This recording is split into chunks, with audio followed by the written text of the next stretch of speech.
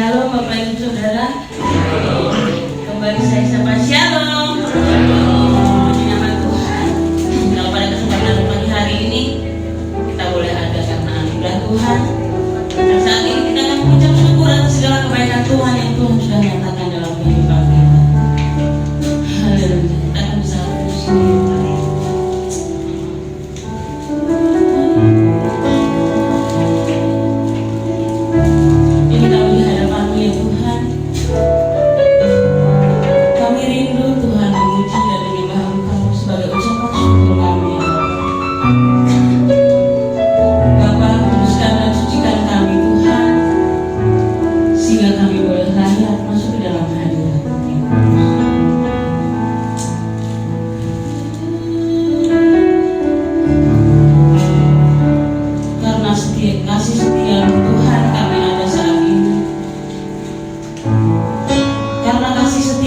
Tuhan, kami boleh menikmati hidup hingga saat ini ya Bapa.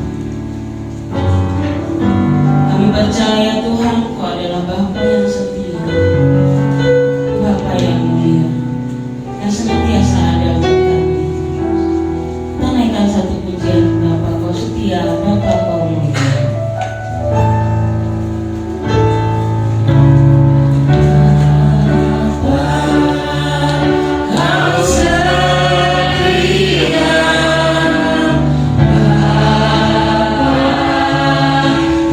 Kamu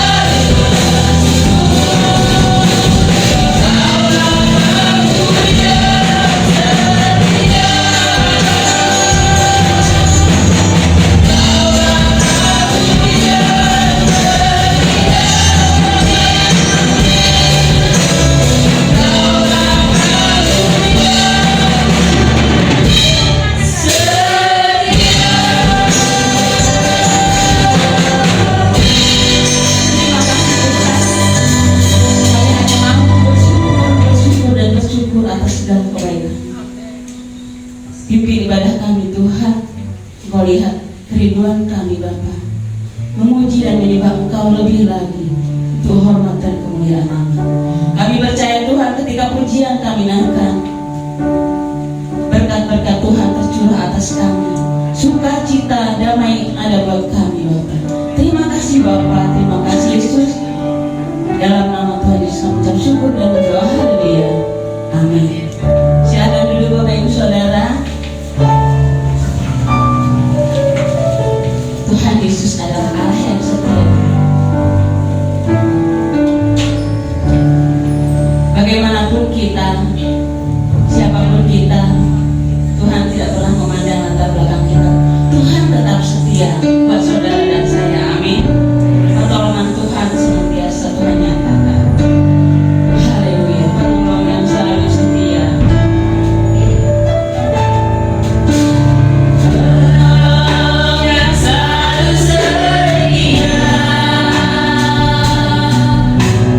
memenuhi keperluanmu.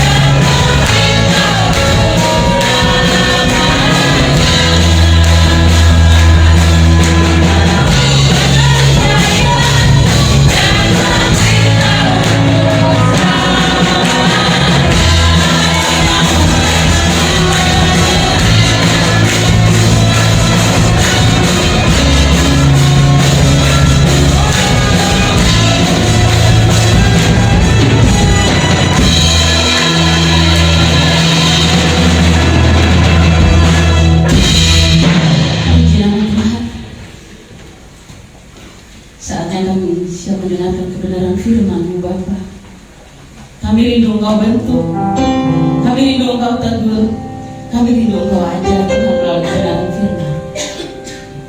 Haleluya. Firman jadi manusia.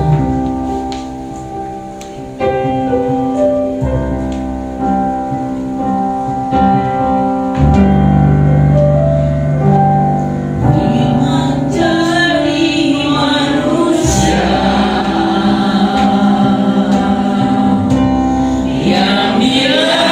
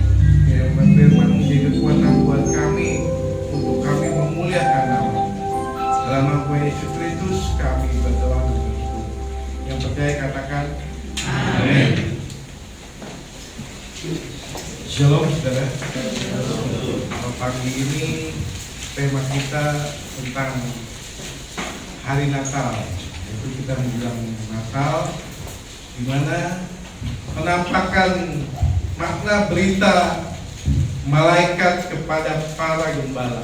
Kita buka di dalam Lukas 2 ayat yang ke-8 sampai yang ke-20. Agak panjang, saya akan bacakan. Gembala-gembala. Di daerah itu ada gembala-gembala yang tinggal di padang menjaga kawanan ternak mereka pada waktu malam. Tiba-tiba berdiri seorang malaikat Tuhan di dekat mereka, dan kemuliaan Tuhan bersinar meliputi mereka, dan mereka sangat ketakutan. Lalu kata malaikat itu kepada mereka, "Jangan takut, sebab sesungguhnya aku memberitakan kepadamu kesukaan besar untuk seluruh bangsa. Hari ini telah lahir bagimu juru selamat, yaitu Kristus Tuhan di kota Daud. Dan inilah tandanya bagimu, kamu akan menjumpai seorang bayi dibungkus dengan lampin dan terbaring dalam palungan. Dan tiba-tiba tampaklah bersama-sama dengan malaikat itu sejumlah besar bala tentara surga yang memuji Allah, katanya, kemuliaan bagi Allah di tempat yang maha tinggi, dan damai sejahtera di bumi di antara manusia yang berkenan kepadanya." Dan setelah malaikat-malaikat itu meninggalkan mereka dan kembali ke surga, gembala-gembala itu berkata kepada yang lain, "Marilah kita pergi ke Bethlehem untuk melihat apakah yang terjadi di sana, seperti yang diberitakan Tuhan kepada kita." Lalu mereka cepat-cepat berangkat dan menjumpai Maria dan Yusuf dan bayi itu yang sedang berbaring di dalam palungan. Dan ketika mereka melihatnya, mereka memberitahukan apa yang telah dikatakan kepada mereka tentang anak itu. Dan semua orang mendengar heran tentang apa yang dikatakan gembala-gembala itu kepada mereka. Tapi Maria menyimpan segala perkara itu di dalam hatinya dan merenungkannya. Maka kembalilah gembala-gembala itu sambil memuji dan memuliakan Allah karena segala sesuatu yang mereka dengar dan mereka lihat, semua itu sesuai dengan apa yang telah dikatakan kepada mereka. Amin. Firman Tuhan yang seringkali kita dengar menjelang Natal, di hari Natal, dalam dimana kita mau melihat bahwa Yesus dilahirkan. Yesus boleh datang ke dunia ini melalui Maria. Gembala-gembala di sini mendapat suatu anugerah yang besar, di mana dia dapat suatu penampakan yang luar biasa, yaitu didatangi malaikat. Kemuliaan yang besar itu boleh terjadi buat kita semua anak-anak Tuhan. Saya tanda kutip, kalau kita lihat di Lukas ini, seorang penulis yang luar biasa. Selalu suratnya diawali dengan Lukas 1 kira-kira.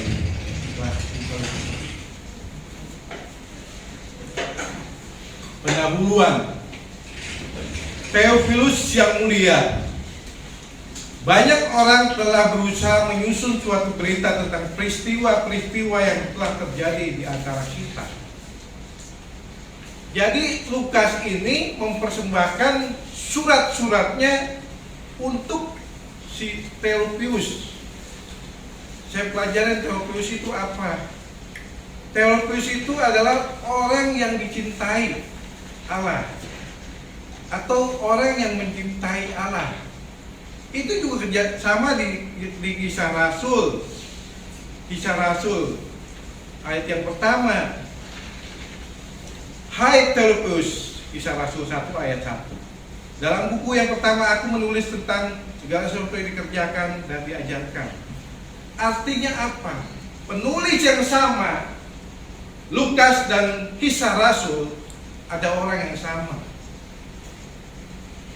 Kenapa saya angkat hal ini? Karena Lukas menceritakan kelahiran Yesus secara detail, menampakkan malaikat ke Maria, penampakan malaikat kepada gembala-gembala. Artinya apa? Hal yang berkembang di masyarakat menyatakan bahwa kelahiran Yesus itu benar-benar ada, bukan dongeng semata, bukan bualan, bukan fiksi. Bahwa Yesus hadir di dunia ini ada.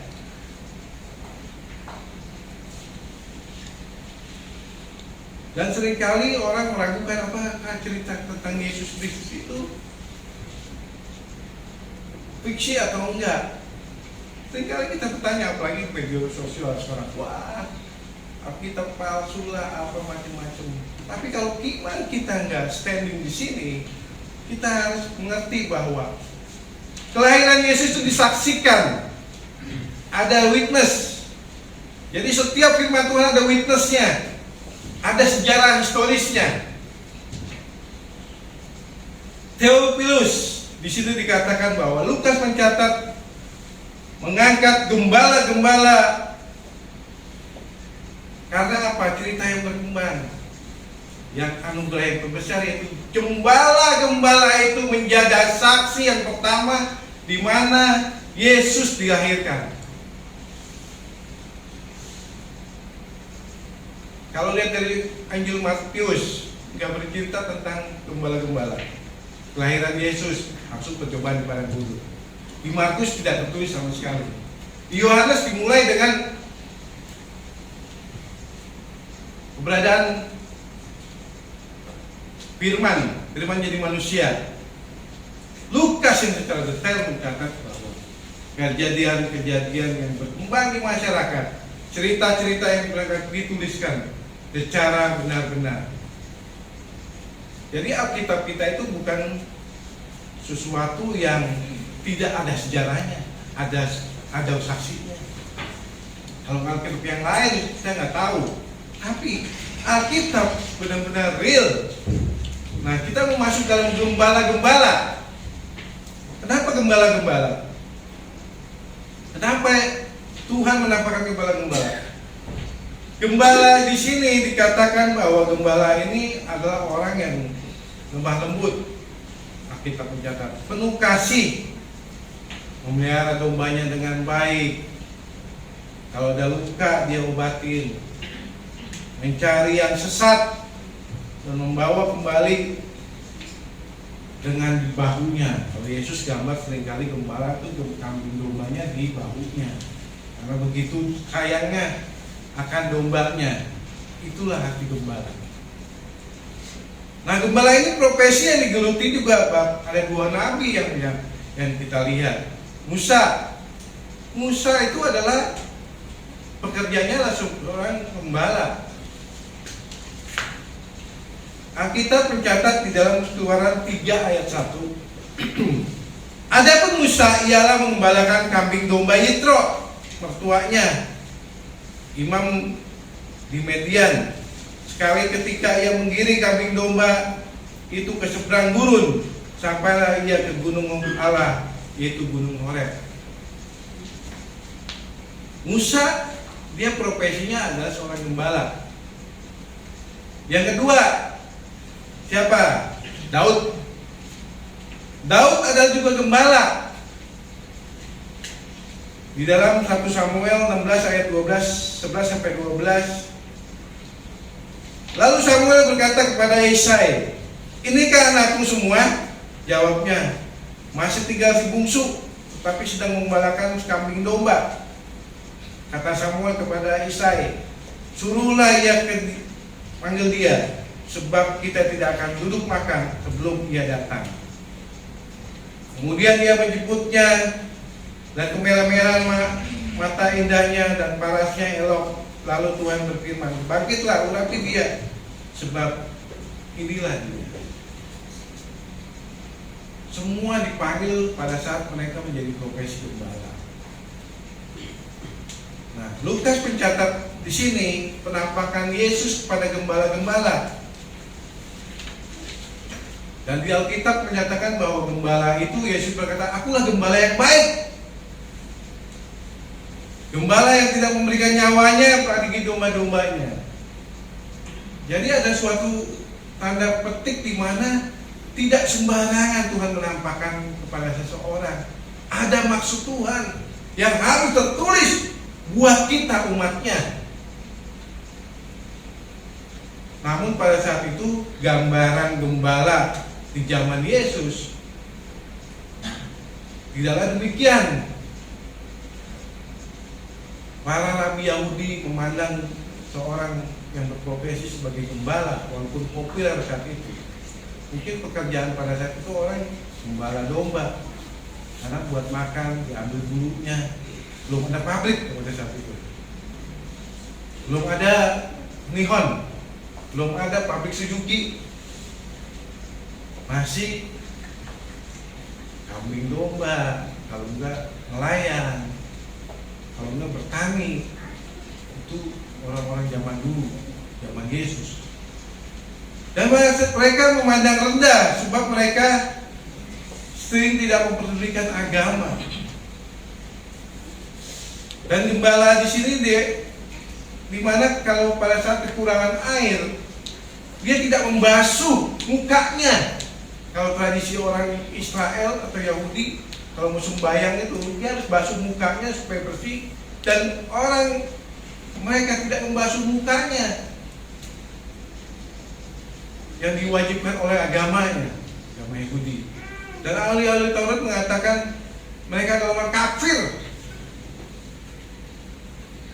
mengaku sebagai orang Yahudi tapi tidak melaksanakan hukum Taurat. Jadi kalau orang Yahudi waktu saat itu, kalau dia nggak melakukan hukum Taurat, kafirun. Nah, berkaitan dengan itu, dia mempunyai strata sosial yang rendah, di mana penghasilannya sedikit atau murah. Dia kategori orang miskin, dihina, dan termasuk masyarakat miskin di bangsa Yahudi. Dan gembala ini tugasnya mengembalakan domba di ladang ya, atau di ladang yang tinggalnya itu nggak tetap kayak kita, pulang ke Bekasi, pulang ke rumah, kerja di Jakarta, tiap hari pulang. Kalau gembala enggak, dia cari rumput yang hijau, yang artinya apa? Dia bawa pembekalan dari rumah. Mungkin seminggu, mungkin 2 minggu dia mengembala. Yang artinya apa? Dia tidak pernah dengar namanya dunia televisi, dunia yang lain-lain, mungkin lebih canggih. Dia terpencil. Dia nggak ada hidup pikuk kota. Dia hanya memperhatikan apa? Dombanya, supaya dombanya tidak hilang. Dan gembala ini juga selama kehidupannya tidak menghiraukan pergaulan. Dia nggak punya pergaulan, dia hanya bergaul dengan kelompoknya aja. Mungkin kalau gembala itu 3 orang, sehingga dikatakan bahwa mereka antisosial. Jadi mereka nggak bergaul, dan agama pun mungkin sedikitnya dia nggak pedulikan. Nah, inilah gambaran-gambaran gembala-gembala pada saat zaman Yesus. Artinya apa? Bangsa Yahudi atau imam-imam di sini dikatakan mereka itu punya suatu image yang negatif. Dikatakan gembala itu bau atau jorok, kotor, dan tidak suka bergaul, tertutup, tidak tahu aturan. Jadi imam Yahudi menganggap bahwa mereka tidak bisa dipercaya sama sekali dan mereka tidak diperbolehkan jadi saksi di dalam suatu pengadilan. Karena dia nggak teratur, dia nggak ini hidupnya begini.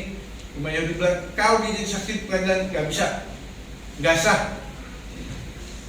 Dan itu tidak bisa menjadi saksi. Nah, penampakan Yesus malaikat kepada gembala-gembala itulah kontradiksi, di mana Tuhan tidak melihat hal itu, tapi menyatakan pemberitaan tentang kelahiran Yesus melalui malaikatnya dengan gembala. Ayat selanjutnya dikatakan di sini di Lukas yang kita buka dalam Lukas yang kedua ayat yang ke-9.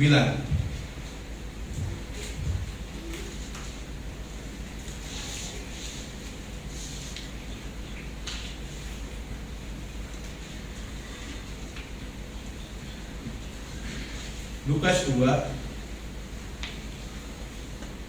ayat yang 9, demikian firman Tuhan.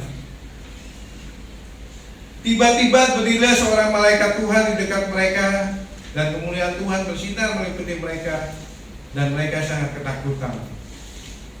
Lalu kata malaikat itu kepada mereka, jangan takut, sebab sesungguhnya aku memberitakan kepadamu Tuhan besar untuk seluruh bangsa. Hari ini telah lahir bagimu juru selamat, Yesus Kristus Tuhan di kota Daud. Dan inilah tandanya bagimu, akan menjumpai seorang bayi dibungkus dengan lampin dan terbaring dalam palungan.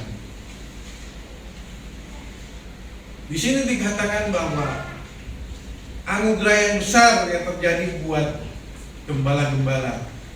Mereka dapat penampakan dari malaikat. Tuhan berkenan kepada orang-orang yang hina. Tuhan berkenan kepada orang-orang yang termarginalkan. Tuhan berkenan kepada orang-orang yang mungkin tidak melihat dari rupanya, mungkin tidak melihat gaya hidupnya, tapi Tuhan melihat hati mereka. Tuhan melihat penderitaan mereka. Yang dikatakan gembala-gembala itu gajinya kecil, dia hanya kerja, yang punya ternak itu orang lain. Dan demikian juga kehidupan kita hari-hari ini. Banyak orang-orang termarginalkan. Apakah kita peduli dengan mereka? Apakah kita lihat kehidupan mereka? Seperti malaikat-malaikat diutus oleh Tuhan untuk menjumpai gembala-gembala, memberitakan suatu sukacita yang besar. Telah lahir bagimu seorang juru selamat. Dan seringkali kita lupakan tetangga kiri kanan yang memang mereka mungkin kategori gembala tadi. Mereka nggak peduli sama agama. Gue nggak peduli agama gue Kristen atau Islam atau yang lain-lain. Gue nggak penting, yang penting makan. Apa hati kita melihat mereka? Banyak hari-hari ini orang nggak peduli dengan agama, nggak peduli dengan kekristenan. Yang penting makan. Inilah maknanya, di mana Tuhan menampakkan diri kepada gembala-gembala. Secara hati mereka, secara risiko kerja, mereka berat. Gembala itu tidak pulang, bukan berarti tidur tenang di sana, di ladang sana. Ada bahaya, binatang buas yang mengintip dan siap menerkam dia kalau dia lengah. Dan pada saat dia hilang satu domba, dia punya tanggung jawab, dia cari domba itu sampai ketemu. Nah, demikian juga kita. Kalau kita mau refleksikan diri kepada kita sebagai orang-orang yang sudah dimenangkan Tuhan, hati kita bagaimana pada orang-orang yang belum kenal Tuhan, pada orang-orang yang susah, supaya mereka dapat kesukaan besar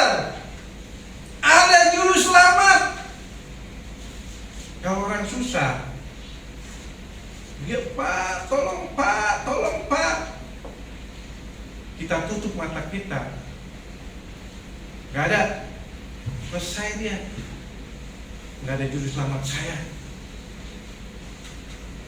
Tapi kalau kita sebagai orang Kristen, pengikut Tuhan, kita mau refleksikan malaikat ketemu gembala, atau kita orang benar ketemu orang yang tidak benar, kita menjadi seluruh selamat mereka, itu ada berita kesukaan buat mereka. Orang yang gak punya uang, sama sekali hidup susah, kalau kita kasih mungkin 200.000, itu berharga sekali buat mereka.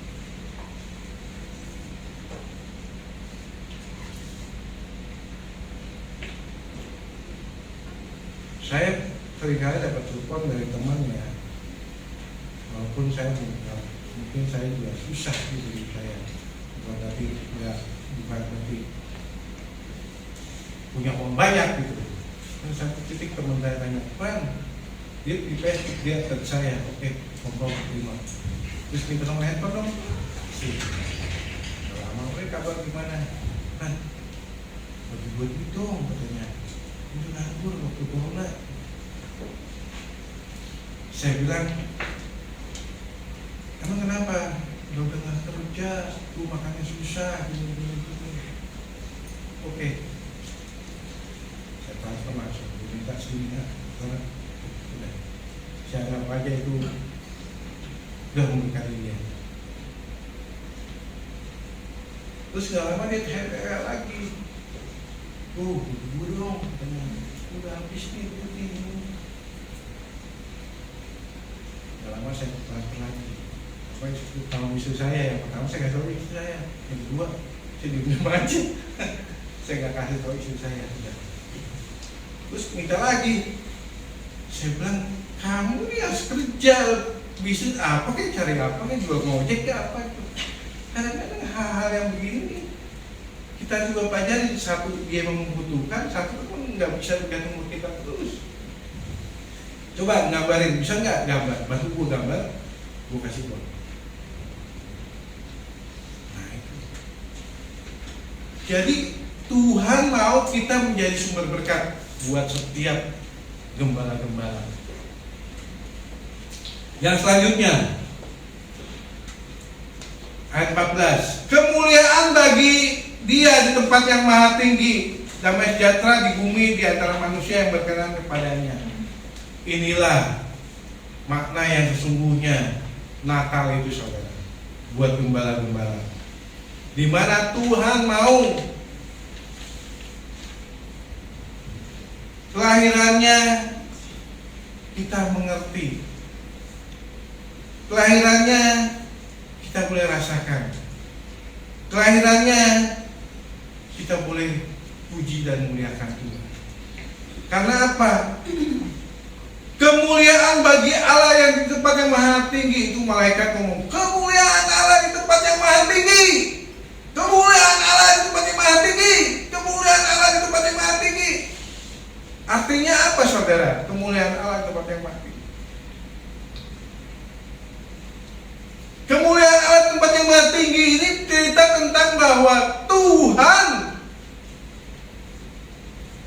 mau menyatakan bahwa kelahiran Tuhan Yesus Kristus itu adalah suatu kesukaan buat surga dan kesukaan buat bumi, di mana Tuhan mau menunjukkan kekuasaan dan kasih-Nya, sehingga ada pujian-pujian. Jadi di surga juga ada sukacita. Pada saat Yesus dilahirkan itu surga itu sukacita. Satu anak Tuhan dimenangkan, sukacita, surga bergembira. Nah makanya kemuliaan bagi di tempat yang maha tinggi. Artinya apa bicaranya? Bahwa Tuhan memberikan suatu statement bahwa ada kemenangan, ada kekuatan di mana Tuhan mau membenarkan kehidupan kita, ada keselamatan. Ditanya sekarang hari ini, orang Kristen, kamu selamat gak jadi orang Kristen? Kita merasa hari ini kita mau masuk surga gak sih Pak kalau jadi orang Kristen?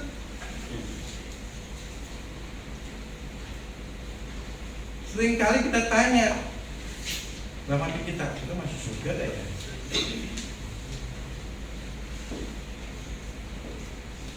Nah ini harus kita pegang bahwa kekuasaan Tuhan merencanakan hubungan manusia dengan Allah tidak terputus. Itu kekuasaan Tuhan mau membuat manusia masuk dalam rencana kerajaan Allah, yaitu surga, bukan kecelakaan. Artinya apa? Roma 5 ayat 19. Jadi sama seperti ketidaktaatan satu orang, semua orang telah menjadi berdosa. Demikian pula dengan ketaatan satu orang, semua orang menjadi benar. Supaya sama seperti dosa berkuasa atas maut, demikian kasih karunia akan berkuasa oleh kebenaran untuk hidup yang kekal oleh Yesus Kristus Tuhan kita. Jadi kalau kita percaya sama Yesus Kristus, walaupun darah kita, dosa kita merah seperti kirmisi, akan dibuktikan seperti salju. Pengertiannya apa? Karena Adam berdosa, kita dosa maut, tapi ada kekalahan. Kalau pada saat kita percaya sama Yesus Kristus, pasti selamat. Kita hari ini kita melakukan dosa, cenderung dosa dari mana? Bisa mati itu karena apa? Karena dosa siapa? Adam. Dan karena hari ini kita bisa katakan, aku masuk surga. Karena apa? Yesus Kristus. Ada Yesus Kristus yang beracara bagi kita. Jadi saudara bisa mati umur 220 tahun, 90 tahun, 60 tahun karena Adam. Ini kemuliaan loh. Malaikat bilang kemuliaan yang maha tinggi. Artinya ada kekuasaan dan kasih Tuhan. Yohanes 3 ayat 16. Karena begitu besar kasih Allah akan dunia ini, sehingga ia mengaruniakan anaknya yang tunggal, supaya setiap orang yang percaya beroleh hidup yang kekal. Apa artinya? Ada grace, ada kasih karunia Tuhan. Jadi orang Kristen nggak takut. Dosanya udah dibayar, ditebus. Dalam pengertian apa? Kalau kita ditebus, kita akan memuliakan Tuhan, bukan ikut sembarangan, tapi kita memuliakan Tuhan. Garansinya, Tuhan beri garansi kemuliaan bagi Tuhan di tempat yang lain. Artinya ada sukacita yang besar di surga dan adanya suka besar di bumi. Yang selanjutnya, damai sejahtera di bumi di antara manusia yang berkenan kepadanya. Tambah lagi satu hal, damai sejahtera itu turun pada orang-orang yang berkenan kepadanya. Artinya apa? Hidup kita harus berkenan kepada Tuhan. Hidup kita harus memuliakan Tuhan. Hidup kita harus meninggikan Tuhan. Damai sejahtera itu boleh terjadi buat kehidupan kita kalau kita dekat sama Tuhan. Damai sejahtera itu boleh terjadi buat kehidupan kita. Shalom itu terjadi buat kehidupan kita kalau kita sering mendengar suara Tuhan. Bagaimana cara mendengar suara Tuhan? Melalui daring. Kalau sekolah harian ini daring. Samuel pagi-pagi, ya selamat pagi Bu Guru, selamat pagi teman-teman. Itu daring, saudara. Nama Tuhan juga daring. Selamat pagi Tuhan, selamat pagi Bapak, selamat pagi Tuhan Yesus. Pakai handphone kita. Coba, Tuhan Yesus, Engkau baik kata Tuhan Yesus. Ya anakku, Engkau baik. baik. Ya enggak? Dia handphone, pakai handphone kita, hati kita handphone kita, hati kita handphone kita. Pada saat kita melekat pada Tuhan, seperti gembala-gembala itu telah melihat kemuliaan Tuhan, yang tadinya tidak peduli dengan agama, tidak peduli dengan apa yang orang katakan, sebodoh amat, tapi responnya positif. Apa yang terjadi buat mereka? Lalu mereka cepat-cepat berangkat menjumpai Maria dan Yusuf yang sedang berbaring di dalam bangunan. Ketika mereka melihat, mereka memberitahukan apa yang dikatakan mereka tentang anak itu. Semua itu dengar heran apa yang dikatakan gembala-gembala kepada mereka. Pada saat mereka dipulihkan hati mereka, mereka mengalami perjumpaan dengan Tuhan. Mereka daring setiap hari sama Tuhan. Mereka berkata, Engkau baik Tuhan, Engkau setia Tuhan, kemuliaan bagi Tuhan. Hidupnya melekat kepada Tuhan dan kegirangan terjadi. Adanya sukacita dalam hidup, hubungan dengan istri harmonis, hubungan dengan suami harmonis, hubungan dengan anak-anak harmonis. Hidup diberkati Tuhan, dapat double portion hidup yang boleh diberkati dalam jasmani dan rohani. Itulah damai sejahtera yang Tuhan taruh dalam kehidupan kita, orang-orang percaya. Dan akhirnya gembala itu sambil memuliakan Allah, segala sesuatu mereka dengar dan mereka lihat dan mereka boleh saksikan mana-mana bahwa Yesus telah lahir, malaikat turun.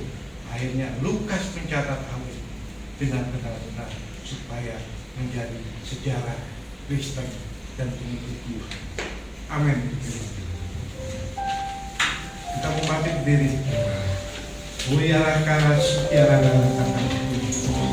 Haleluya. Terpujilah namamu Tuhan. Kemuliaan bagi Tuhan di tempat yang maha tinggi. Oh haleluya. Oh amin. Terima kasih. Firman jadi manusia.